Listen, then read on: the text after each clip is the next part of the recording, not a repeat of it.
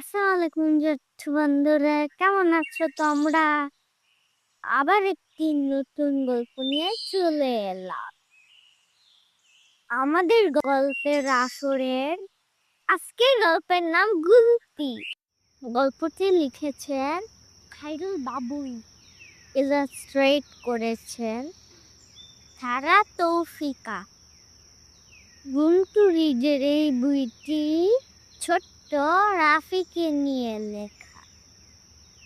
Rafi cricket খেলতে খুবই পছন্দ করে, কিন্তু ওর বন্ধুরা ওকে খেলতে নেয় না।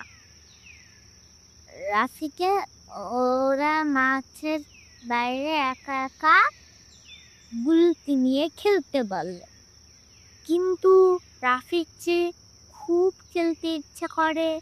রাফির বন্ধুরা কেউ কি খেলতে নিবে? চলো গল্পটা শুনে দেখি।